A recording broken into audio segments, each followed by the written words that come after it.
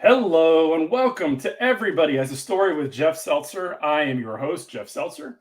If you listen or watch every week, thank you again so much for always coming back. It really means a lot to me. Really excited to have you along with me on this journey.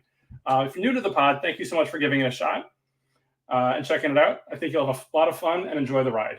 Over the last couple of weeks, we've gotten a lot of new listeners, which I'm really, really excited about. Anybody that I can share my story with, share other people's stories with, kind of learn together. It really, really excites me. I'm really excited that this is happening. In the last week and a half, I posted to LinkedIn for the first time, which for me is not something that I do often. When I say the first time, I mean first time about something that's kind of a personal project, right? Oftentimes on LinkedIn, I'll post about if I'm trying to hire somebody or if I know somebody's trying to hire, or I know somebody's trying to get a job. I try to help out however I can and network with people. But this is the first time that I actually posted on LinkedIn about a personal project, which is this podcast.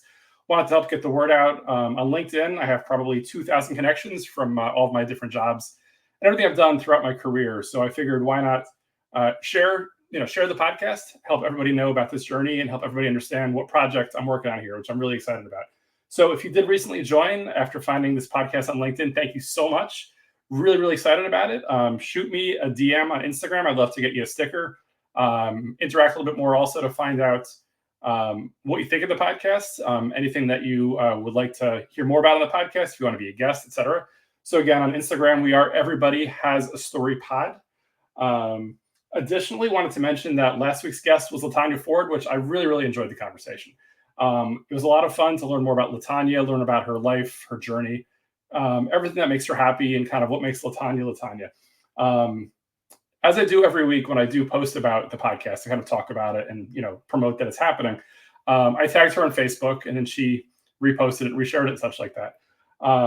Interestingly enough, her husband's best friend's mom sent me a direct message afterwards to reach out and chat a little bit about the podcast, which I thought was really, really cool.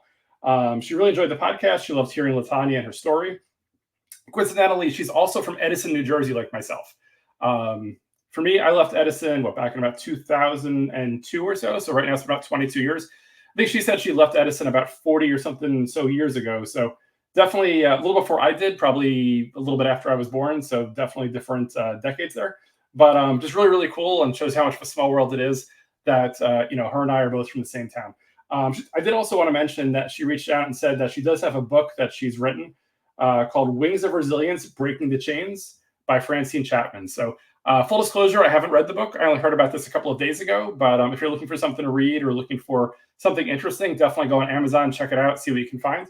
Again, the book is called Wings of Resilience, Breaking the Chains by Francine Chapman. Before getting into today's podcast, I wanted to go over my usual housekeeping. So as a reminder, as mentioned earlier, on Instagram, we are at Everybody Has a Story Pod. If you want to be a future guest, if you want to complain that you don't like my hat, if you think that I should shave more often, whatever it is, definitely send me a DM there.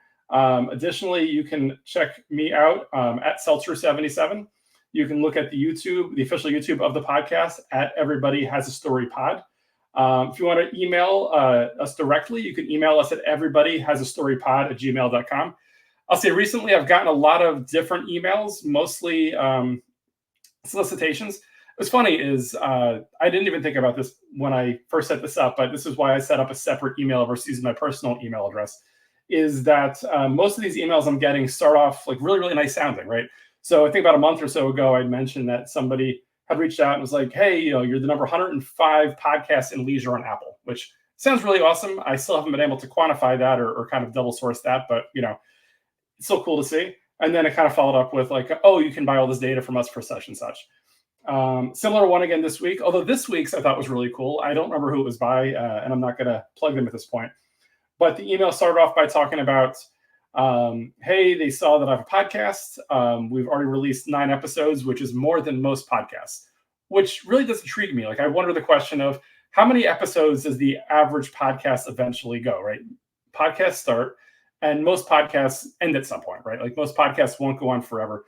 So it makes you wonder, 9, right? Do most people who start a podcast, do an episode or 2 and then stop, which I guess I could see. I mean, after going through the last, couple of months of working on a podcast, it is a lot of work. It is time consuming, right? So every week I'm getting a guest. I'm doing research on the guests, kind of putting together some questions, pre-producing, recording with them, scheduling the recording, editing, publishing, marketing it out, and then doing it all over again for the next week's podcast. So I'd wonder how many actually go beyond the couple of weeks. Coming into this project, I knew it would be fairly time consuming, but I was willing to accept it. I mean, at this point, this is episode 10. So, we've done this for about 2.5 months now. We'll see how long it goes on for. Hopefully, for quite some time, as long as it remains fun for me and is, makes people happy and such. That's definitely the goal here. So really cool. But again, as I was getting into there, I kind of had a bit of a sidetrack. The email is everybodyhasastorypod@gmail.com. And my personal website for all things Jeff Seltzer, you can find me over at jeffseltzer.com. Lastly, obviously you found us here wherever this podcast is. We can be found at Spotify, both video and audio. You can find the audio also at YouTube, Apple, iHeartRadio, Amazon. As of this past week, we're now in Pandora, which is pretty exciting. So I'm not sure if you guys know, Pandora for years was like a music and podcast app. SiriusXM bought them. We got ourselves up on Pandora. As of now, we are not syncing over or streaming on SiriusXM. I'm hopeful that with the purchase of Pandora by SiriusXM, they do eventually, because then we'd be on Sirius. But for right now, Pandora is our newest platform. So thank you so much for that. With that said, this is episode 10, which I'm super, super excited about, right? So we made it through 10 episodes. I guess in celebration, or I guess in trying something different, figured I would go for a solo pod this week. Recognizing that, if this is going to last 11 episodes or 150 episodes or whatever, it's going to get more and more challenging to find a guest every week, schedule a guest, etc. So figured I'd test this one out and see how I do with the solo pod. So much like everything else, after this episode's over, definitely leave me comments, shoot me a note, DM me, whatever, let me know what you think. We'll definitely have a slightly different vibe, I think, in terms of, just me talking to myself or me talking to you guys, I guess, versus talking to somebody else who I have to react off of, which, is a very different, setup here. One thing that I thought was pretty funny, I was talking with Marcus Brandon, a buddy of mine, this past week. He's been listening every week. So shout out to Marcus Brandon. Thanks for the support. When I mentioned to him that I was going to do a solo pod, he had said, well, that totally makes sense. And I was like, really? How so? He was like, well, every week you talk about how, on the podcast, you enjoy, connecting with people, talking to people, hearing their stories, maybe sharing some of your own. And he mentioned that I really haven't had much of a chance to share some of my own, right? Which in hindsight, I guess might be true, because I try to put most of the spotlight on my guests.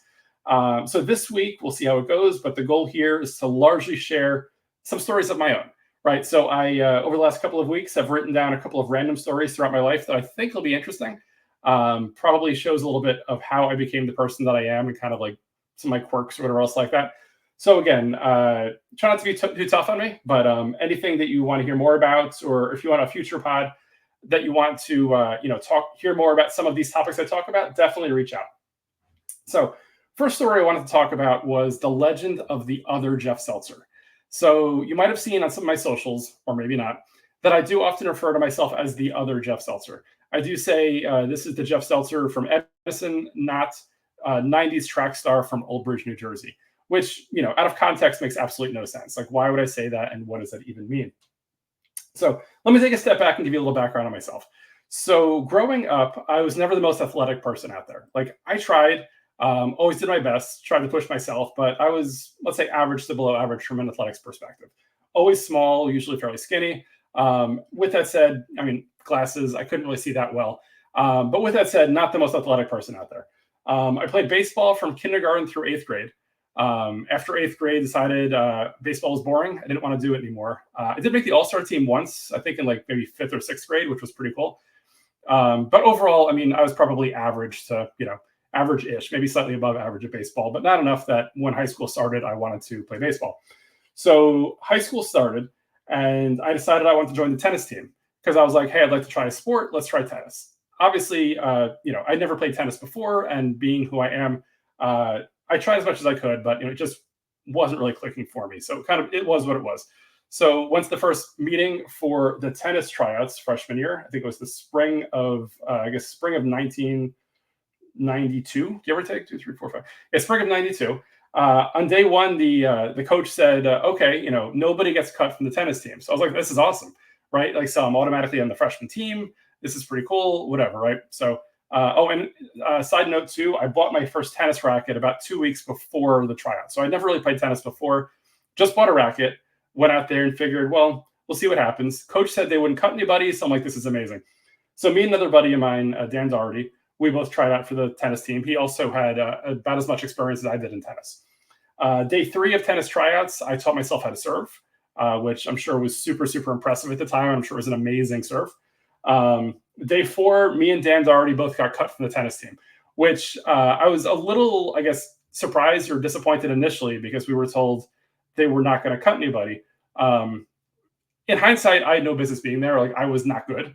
But being that he had said we weren't going to get cut, I was, I guess aiming on that. So that was what it was.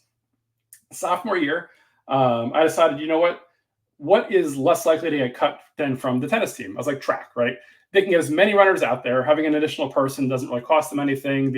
It's not like they have only a certain number of like seats or head count or whatever. So I tried out track. Did winter track, which was brutal. Back in the 90s, winter track was outside.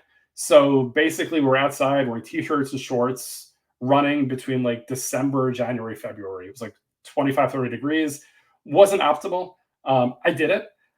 It was interesting. Not necessarily, I wasn't that good. I did make it to, I think, all counties for the county tournaments. That was largely because I ran the 2 mile. I don't think anybody else from my school, maybe one other person, was doing the 2 miles. So by default, I just made it into that. I came in dead last. So let's not kid anybody. I didn't do awesome. I didn't make it there based on my talent. I was there. I tried my hardest. What is what it was. Okay.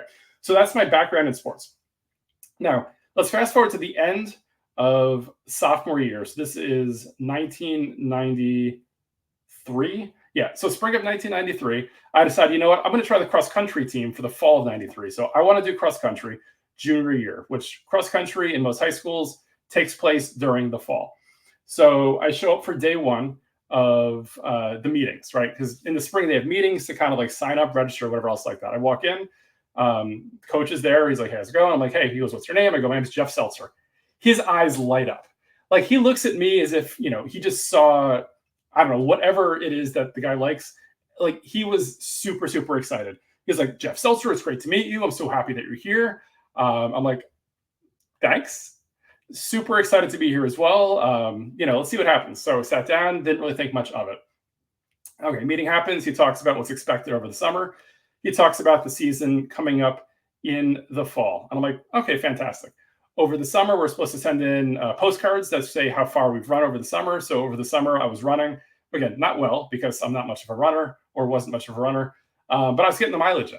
So I was rollerblading a lot. I was biking. I was doing a lot of running. And I think I probably put in between, I guess, biking, skating, and running close to 200 miles that summer.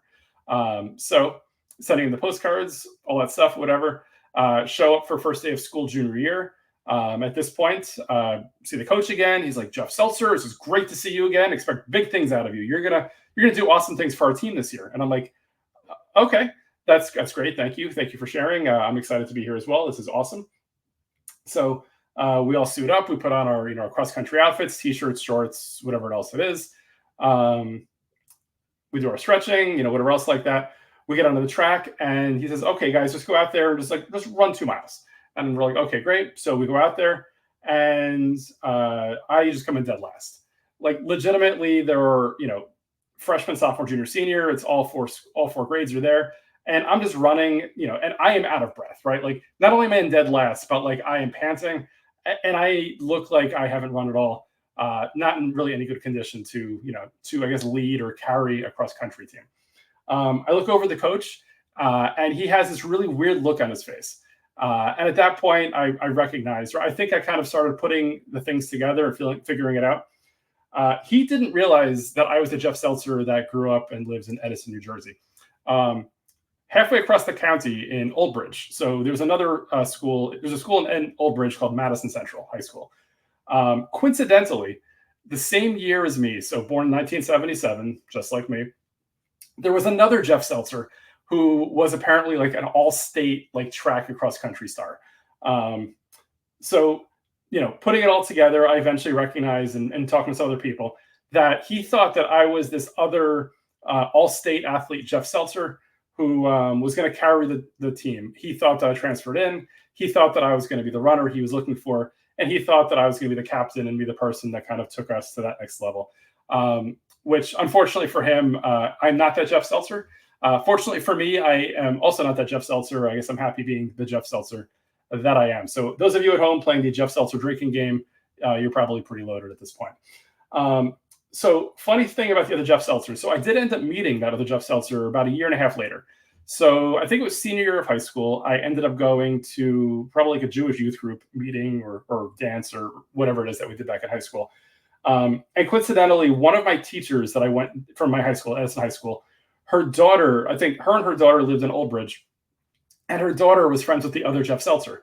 So I was at this dance or whatever activity it was. So was my teacher's daughter, and so was the other Jeff Seltzer. So she briefly introduced the two of us. If this were 2020, I absolutely would have gotten a selfie or a picture with him. But back in 1994, you didn't necessarily walk around with cameras. So getting a picture of the two Jeff Seltzers wasn't really something that was going to happen. In hindsight, I wish I could have. It would definitely add a lot to the story and be really, really awesome. But unfortunately, I met him. We briefly chatted for 30 seconds, maybe. I mean, this was 30 plus years ago. So, I mean, a lot of the story could be the fantasy in my head, and maybe it's exaggerated. But I'd say about 60 to 70% of the story I can guarantee was right. Maybe some details were a little off, whatever. So met him there. A year later, I went to Rutgers, found out that he went to Brandeis College or University up in New England. And this was in 1995 when email was still very new, right? So the internet was still kind of taking off. Email wasn't really much of a thing. So what ended up happening was probably that first year and a half at Rutgers, I probably got easily 36 different emails from people who thought I was him. I think eventually people just kind of like got a kick out of it and just started emailing me, thinking that I was him or knowing that I'm me or whatever it was. In any event, this is probably the cause of the imposter syndrome that I do have sometimes, where people, don't think that I am what I am or whatever else like that.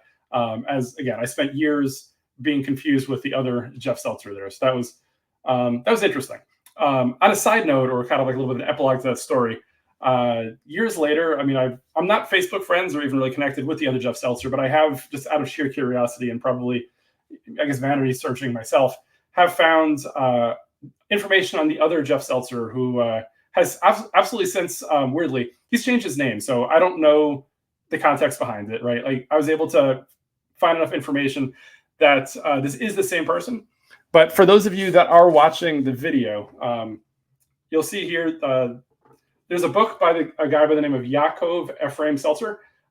Coincidentally or weirdly, that is him. That is the other Jeff Seltzer from Old Bridge that I was confused with years ago.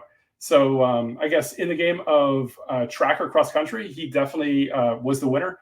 But in the game of chicken, when it comes to the name of Jeff Seltzer, I guess 30 years later, I guess I am the king of all Jeff Seltzers from New Jersey. So I guess I have that. I did read the book. If anybody is curious, the book that he wrote is called God is Everywhere, Even Walt Disney World, which is weirdly on brand for this Jeff Seltzer. I did skim the book. Wasn't really my cup of tea.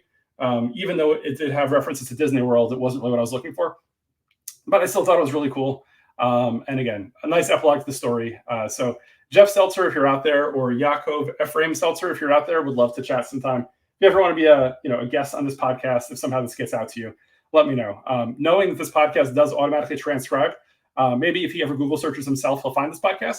So again, Yaakov Ephraim Seltzer, come find Everybody Has a Story with Jeff Seltzer, and the two Jeff Seltzers can finally have that conversation or whatever it is. Anyhow, if you want to hear more about that, or if you want to add on to the legend of the two Jeff Seltzers, definitely feel free to reach out and talk to me about that. Cool. Second story I wanted to talk about this week, and this is more of just kind of life experiences. So I've been in corporate America now for about 25 years. Corporate America is a very weird place. If you want to see the journey that I've taken, as I always say, go check out my LinkedIn or check out jeffseltzer.com, and you can take a look and see all of the different companies that I've worked for.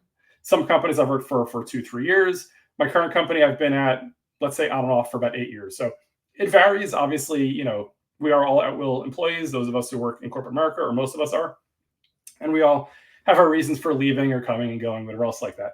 But specifically, I wanted to talk about the concept or dynamic of getting laid off. So in my 25 years, I've been laid off 3 times. Slight asterisk there.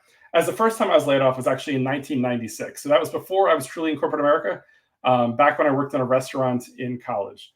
So I wanted to talk a little bit about how each of these different layoffs were different, and I guess how I reacted and kind of like how they all impacted my life in different ways. So, uh, getting back to the story, I guess, of I ran cross country junior year of high school. And after running cross country, I decided, you know what, I'm wasting my time with these sports. I'm not going anywhere. I'm not that athletic. I might as well get a job and make some money. So, January of my junior year of high school, I got a job at a restaurant called Sizzler. Um, for those of you that aren't aware, Sizzler back in the, let's say, 80s and 90s was a buffet and steak restaurant. Let's say maybe at the level of Red Lobster, maybe slightly below that. Um, Fairly inexpensive, I guess, for its time. Food was what it was, right? So at the time, I ate it and I thought it was good. I'm sure if I ate it today, I probably wouldn't like it that much, but kind of, take it for what it is. Anyway, so I worked at the Sizzler restaurant in Edison, New Jersey, from January of 1994. And then I worked there for all of half of junior year of high school, all of senior year of high school, and then most of my freshman year of college. I think I took off part of freshman year, but then second semester freshman year, I went back to work there. In June of 1996, Sizzler filed corporate bankruptcy. So basically, what happened was Sizzler was owned, is a corporation, similar to how like Darden owns restaurants, whatever else like that. Well, Sizzler was Sizzler. I think they were exchanged in the stock exchange. There might have been, I think there were some stores that were independently owned, but for the most part, they were mostly owned corporately. In June of 1996, Sizzler filed bankruptcy and abruptly shut down, I think, 2/3 of their stores, including the store that I was at. So at the time, obviously, I was making what I was making. I think I was probably making like $6 an hour, give or take. Got a call. I worked on a Friday, worked on a Saturday, worked on a Sunday. Monday morning, I got a call basically saying, hey, we're officially closed. You're out of a job. Come get your last paycheck and kind of, good luck with your life. So showed up, picked up my paycheck, shook their hand. Weirdly, the paycheck was for the exact number of hours that I was scheduled for the past weekend, because of what I was told, they ran payroll before the weekend happened because they knew it was going to happen. So if somebody had called out of work, as I knew of people who did call out of work, still got a paycheck for their full hours they worked that weekend. So I guess, good news for them. For me, got the paycheck, was what it was. For the most part, I was very early in my work life at that point. I'd only had a couple of jobs till then. Coincidentally, I'd actually just started working at CVS a few weeks before as well. I was working 2 jobs that summer. So with Sizzler closing, basically now I was working 1 job by force, but it worked out well. Increased my hours at CVS and all was good. So first time I ever got laid off was for me a non-issue. Went from Sizzler to CVS and everything was fine. Second time I was laid off was a little different. So according to my LinkedIn, again, I've worked at many different places. In 2015, I was working at Post Foods, so Post Cereal, right? So those of you who know Honey Bunches of Oats, Fruity Pebbles, etc., right? Nice little cereal company. I think we were like number 2 or 3, probably behind Kellogg's and General Mills at the time. Anyhow, in January of 2015, they brought us all together in a town hall or conference room and informed us that we were about to purchase Malt-O-Meal. So those of you who aren't aware of Malt-O-Meal, well, we were the number 3 cereal company. They were probably number 4 or number 5. So if you go into like a grocery store, a Walmart, Target, whatever, and you see like the store brand looking or private label looking bagged cereal, it says Malt-O-Meal on it. That was the company. So we had bought Malt-O-Meal. So we were really excited, right? So we're looking at it saying, okay, great. So we have Fruity Pebbles, we have Honey Bunches of Oats, Great Grains, Raisin Bran. We have another cereal that we can sell. What we were also informed was that they weren't sure what was going to happen because there was a whole campus of people who worked on Malt-O-Meal out in Minnesota. They said, we'll know in a few months what's happening. So obviously we were all a little on edge, but we were like, okay, we bought them, so we assume everything's going to be fine for us. We'll just start selling Malt-O-Meal and life will go on. So May 15th of 2015, they brought us into the same conference room again and informed us that even though we had purchased Malt-O-Meal, we would all be getting laid off. So they said, you guys all have the option. You could either move to, I think it was Lakeview, Minnesota, to work for Malt-O-Meal Post Cereal there, or you can take the package. So obviously lots of different emotions from a lot of different people, right? So some people were crying, which totally get it, right? We're going to have to change. We're going to have to look for a job. getting older and trying to find a job later in your life, later in your career is definitely difficult. You've got to change, find things. We had a good thing going. So obviously for myself, I was a bit of a career crossroads, trying to figure out what does this mean for me, right? So I don't know what's going to happen. About a day or two later, they came to us each with individualized packages that said, okay, here's what your severance is, here's what we'll pay you basically to stay until a certain end date. So they informed us on May 15th, 2015. And the end dates for people varied between September of 2015 through like March of 2016. So for me, my package said that I would be around until December of 2015. So I was like, okay, so I got to stick around for 6 or 7 months, which, if you don't know much about me, was a challenge going into it, because that basically meant that in theory, my last day with a real job or with a job would be December of 2015, but I couldn't really start job searching right away. As soon as I got the package, I started looking around and applying. So I had a couple interviews in like June and July, and I was like, hey, I'm available in January. They're like, yeah, that's too late. Reach out to us in December. Maybe we'll have some jobs open. Maybe we won't.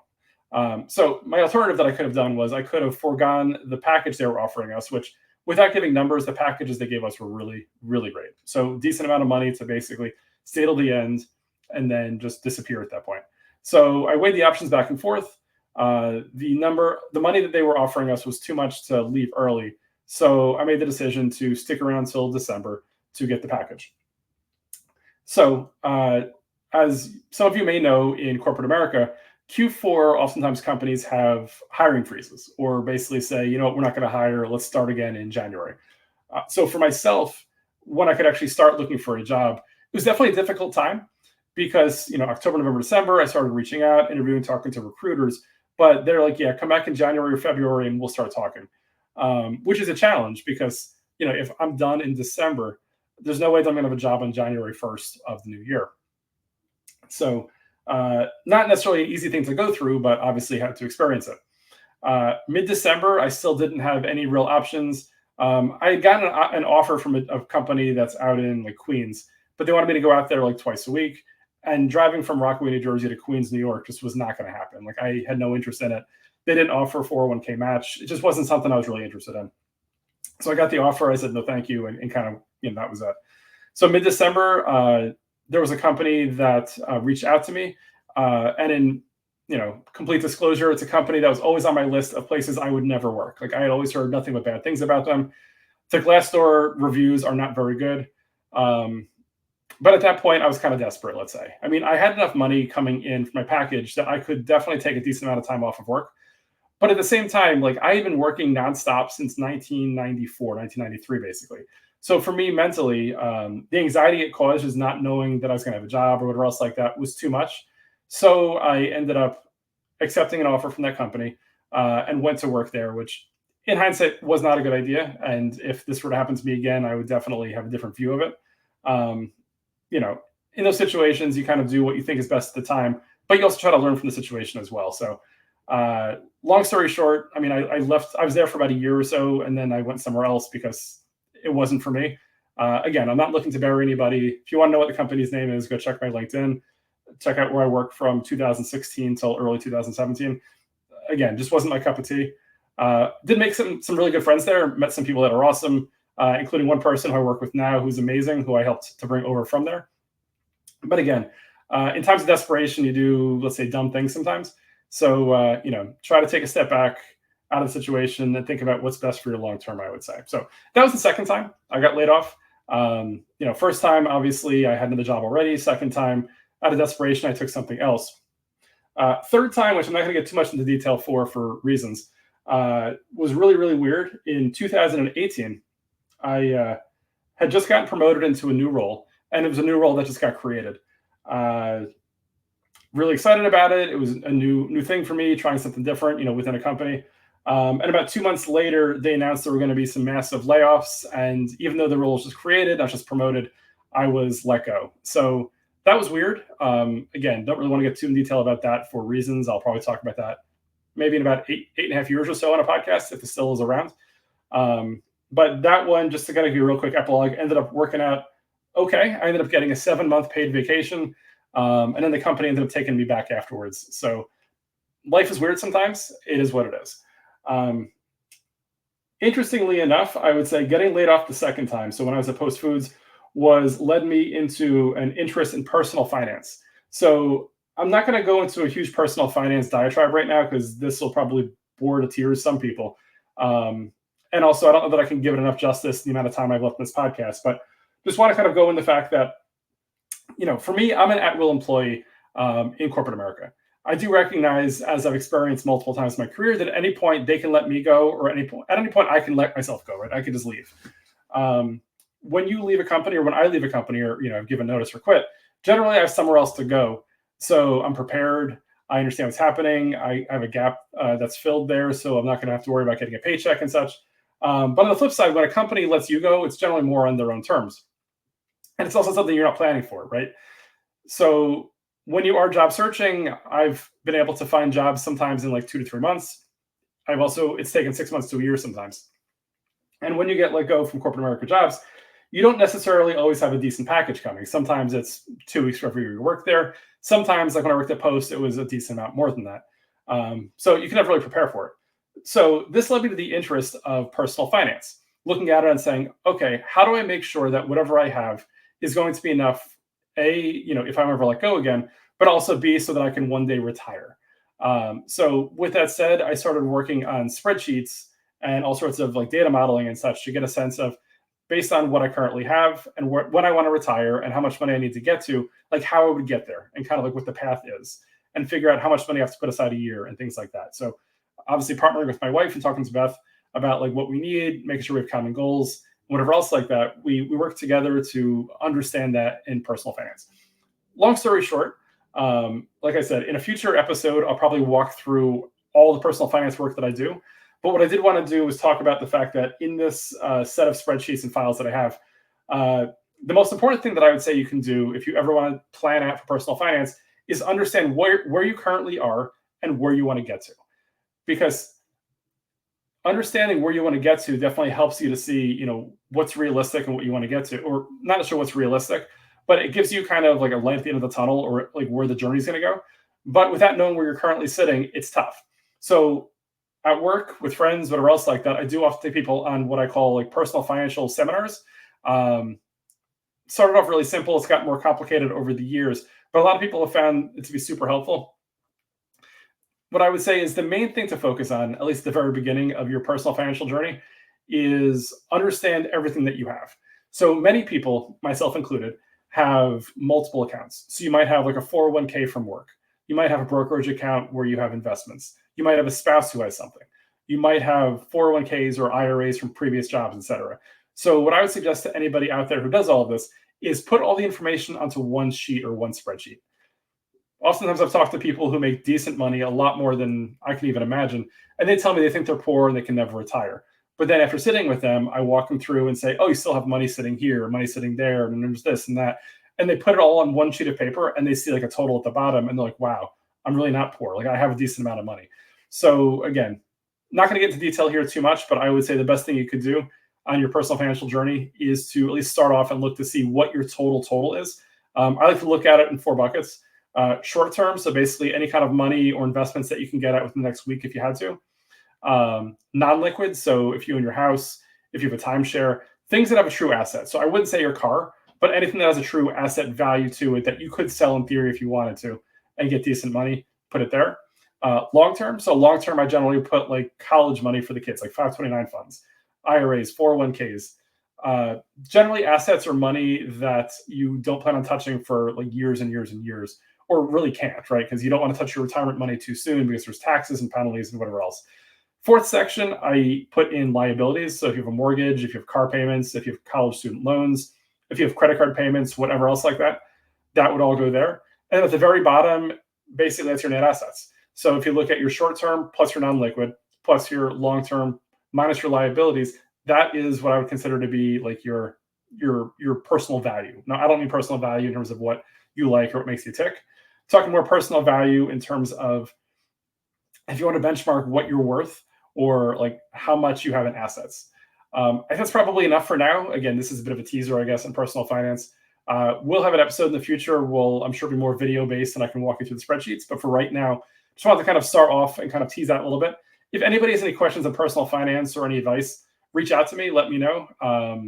Again, with friends and family and such, I'm more than willing to go through one-on-one seminars. I do them for free. I don't look to make any money off of it. And I'm only basically just sharing, what I've done through this journey so far. Is it perfect? No. Have I made mistakes over the years? Absolutely. But what I do is I try to learn as much as I can, talk to as many people as I can. And if I learn one thing from each conversation, I see it as a win, apply it, and keep moving forward. So that was that. Wanted to kind of end off or close off the show with a conversation on favorite TV shows. So a couple of weeks ago, I was thinking about it, and I was like, okay, what are my favorite TV shows of all time? So as I was trying to make a list for myself, I reached out, if some of you saw it, over my Instagram stories to see what other people's favorite shows are. So before giving my list, I wanted to kind of walk through what other people had suggested, and we'll talk through in terms of what their shows are. So if any of these shows are interesting to you, obviously look them up. Years ago, it would have been tougher, but nowadays with streaming, probably 95% of these shows are available on some streaming service somewhere. So definitely check it out. Jamie Romano, sister of Stephanie Romano, who was a guest a few weeks ago. Both her and her husband's favorite show of all time is The Office. Amazing show. Jamie, Danny, absolutely spot on. Tracy, who is Stephanie's wife, talked to her about it as well. She had said Friends. To be honest, I never actually saw that much of Friends. So Friends was big when I was in college. When I was in college, cable wasn't really available in the dorm, didn't have TV. So I think I missed most of that. I've tried getting into it over the years. There's a sandwich shop near my house that always plays during lunch. I've seen episodes here and there, but it's just never really stuck with me, I guess. So maybe one day. It's on HBO Max, I think, so I should check it out. John Ceballos, he said How to Make It in America and New York Undercover. I'm not too familiar with either of those shows, but if you are, definitely check them out. Gabby, her favorite shows are Alias, which I never saw, and Parks and Rec, which Parks and Rec I thought was really, really good for most of the time. I think I ended up bailing a few seasons before it was over, and then weirdly tried watching the series finale, and there's so much to change at that point that it really didn't mean anything to me. I didn't understand. Steve, my buddy Steve Fatt, he loves The Sopranos. Great show. Everybody Hates Chris, another awesome one. Fresh Off the Boat, that's one that is on my list, and I want to watch it at some point, but I never ever got to it. Lauren, she enjoys Lost. Lost is another show, kind of like Parks and Rec, which I thought was amazing. Beth and I talk about it all the time. Like the first episode, which came out like 2004, feels like a movie. Like for 2004, the level of like visuals and the storytelling was amazing. Lost, I think, went on way too long, too many seasons. I think at some point they said they're going to have two more seasons and then a movie. The 2 seasons I thought were subpar, and the movie never made it. So I guess it kind of is what it is. My friend Chelsea, her favorite shows are Avatar: Last Airbender, Buffy the Vampire Slayer, and Community. Avatar, I believe, is an anime. I've never watched it. Buffy, I think Beth watched that at some point. And Community, I've seen episodes. I've tried getting into it, never really stuck with me, but everybody I've talked to that's enjoyed it has enjoyed it. Guess that makes sense. Talked to Gina today. Gina said her favorite shows are Gilmore Girls, which coincidentally Beth and my older daughter Robin are binging right now. Dawson's Creek, another solid one. Gossip Girl, never watched that. Beverly Hills 90210. So she enjoyed both the original and the reboot that happened. Seinfeld, that's one that's a classic. I think that one premiered a few years before I went to college, so I saw like half of it then. And I think I've watched most of them either in syndication, because for years it was always on like 11 o'clock at night and such. And This Is Us. This Is Us is one that I tried watching. My challenge with This Is Us was that it was not like linear enough, right? So it was kind of jumping all over the place. I love the casting. Mandy Moore had the guy from Heroes, some other people as well. Beth watched it. She enjoyed it a lot. Definitely a solid show of what I've heard. Just wasn't my cup of tea. And then today I asked Robin, my older daughter, what her favorite shows were or are. So she had said she's a huge fan of Glee, which her and I actually binged Glee a couple of years ago straight through. So when Glee first came on the air, because I love music, I love cover songs, I thought this was completely going to be awesome. When it first came on the air, I think I watched the first season by myself. Actually, me and Beth watched the first couple episodes. She bailed shortly. I watched the first season or season and a half. I tried multiple times to come back and watch Glee again. Never really got into it. But when Robin was in middle school, I got her to watch Pitch Perfect, one of my favorite movies. Amazing movie. She loved it. So based on her love of that, I got her to watch Glee, and then the two of us we binged all the seasons of Glee together. The highs, the lows, definitely some great spots, definitely some episodes you could have missed. Um, Overall, a fun show. I mean, great cover songs. The cover of "Alone by Heart" I think is one of my favorite covers of all time. So good, really really great. They had some great guests. I mean, Kristen Chenoweth, Adina Menzel, lots of awesome great singers and guests that came on. Neil Patrick Harris. I mean, him singing "Dream On" was amazing. Great song. Stranger Things, something that as a family we do watch together. WandaVision, that was a fun one. That was, I think, the first or one of the first Disney Plus Marvel shows. Not sure if anybody remembers. The first couple episodes were really slow, and then all of a sudden things started happening. Really fun though. Really enjoyed that one. High School Musical, the series, another one of her favorites. I have zero real context to that. She enjoys it. Allison watches it as well. And the original Punky Brewster. I think she also tried watching the animated series as well as the reboot of Punky, but she loves the original Punky Brewster, which is awesome. Beth took them through it for years. I think Robin was wearing two different colored shoes because she wants to be just like Punky. So it's adorable, right? Love to hear it. So with all that said, that's a lot of listener input, which I really appreciate. So everybody who did reach out and let me know about those, thank you so much. So with that said, I wanted to walk through my favorite shows of all time in no particular order, right? You'll hear these, and some of them are very different than others, but wanted to kind of walk through my favorite shows. So first show I'd mention is The Office.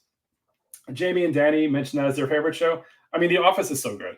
I've re-binged it multiple times. Granted, I think the last few seasons are probably, let's say, not as good as the beginning. I don't want to spoil it too much, but there was one part, probably about 2/3 or 3/4 through the series, that I think it really did jump the shark and was what it was. But with that said, I've still watched the show probably 3 or 4 times straight through. Amazing. When I used to do half marathon training, I would watch that while running on the treadmill, which was great. The Shield. So not sure if any of you have heard about it. I think it was from 2002. It was on FX. Great show starring Michael Chiklis, Walton Goggins. Lots of great people on the show. Really, like one of the first shows that really felt real. Like the way that we filmed it was very different. You never knew it was going to happen. For 2002, for like basic cable, it was very graphic, which was just shocking to me at the time. And it's one show that I would say never jumped the shark. So even up until the season finale or the series finale, it was amazing.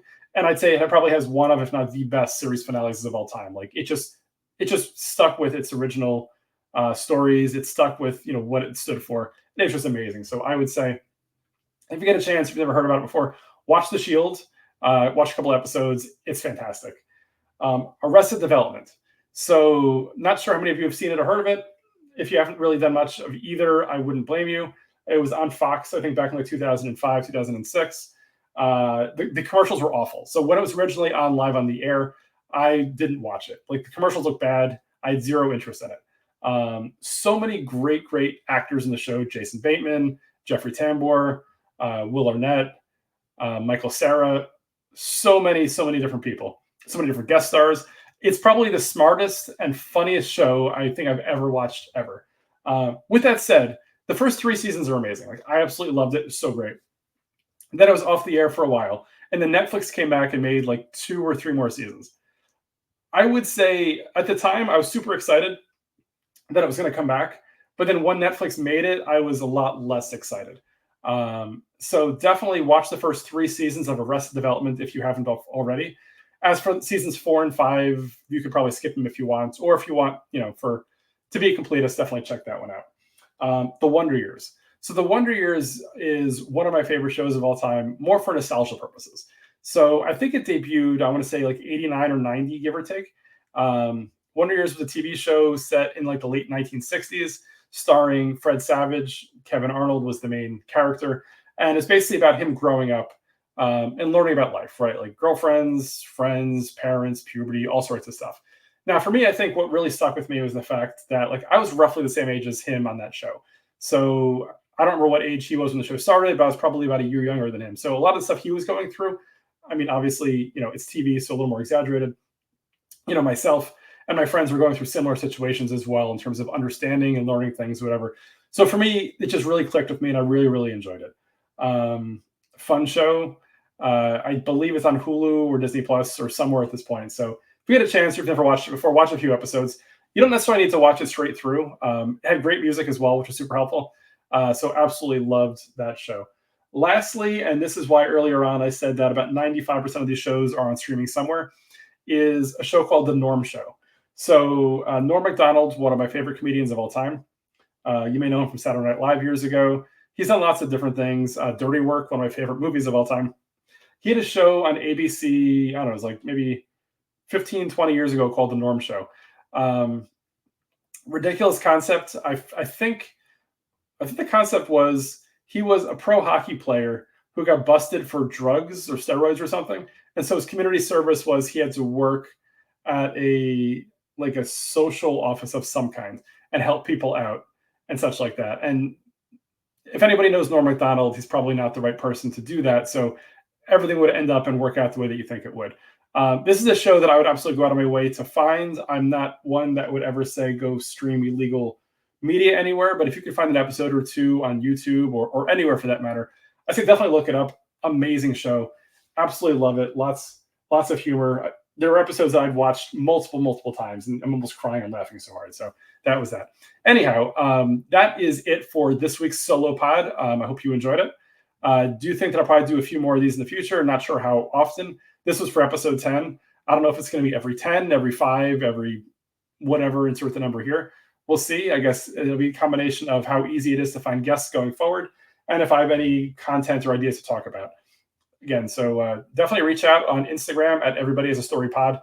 Let me know what you think about this. Let me know if you want to add anything. Let me know your thoughts. I'm here to listen. I'm here to learn.